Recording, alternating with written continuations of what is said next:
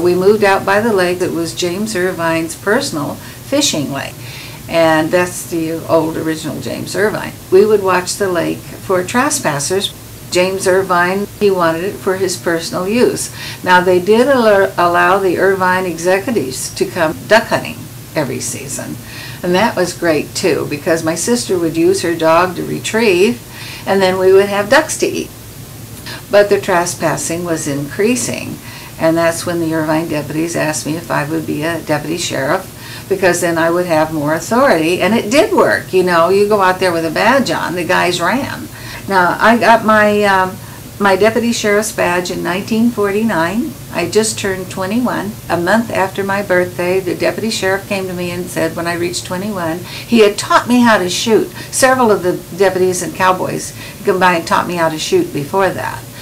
I went on into Santa Ana, and I walked in the sheriff's office.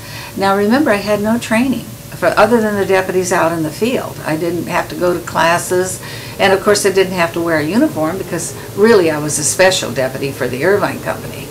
But when I went into Sheriff Music's office, I probably was in there an hour or more.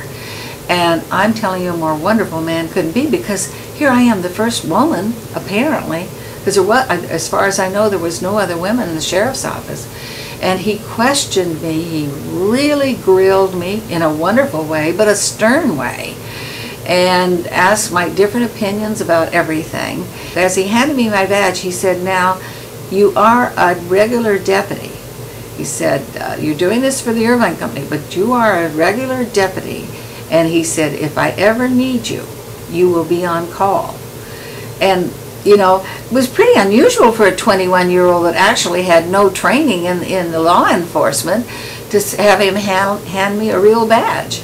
Then I had to go buy another gun. My first gun, which I learned to practice with, was a target pistol. It was a Smith & Wesson 22 long barrel. And my pictures actually have that on there. And I put it in my holster, and every time I got on the horse, it was so big it kept getting in the way.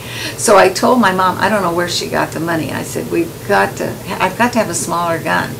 And so we went into town, the gun store. My mom went with me, and she helped me buy a 32 Smith & Wesson short barrel, which fitted better on the horse. I see how wonderful my mom was, because she felt this might be my future. Can you imagine a mother in that day and age knowing that her daughter's going to be a deputy sheriff and not saying, oh, you can't do that, dear, you might get killed, or you might whatever. Not my mom. She said, oh, this is wonderful, let's do it. In 2008. I realized I hadn't turned in my badge. It's been in a trunk, you know, packed up. I hadn't even thought about it much. I wrote a letter and sent it to the sheriff's department. He said, we're sending some deputies out to make sure that you have a real badge. And I had the ID. And so they came out and looked at it, and sure, I was real. And they had the birthday party for me.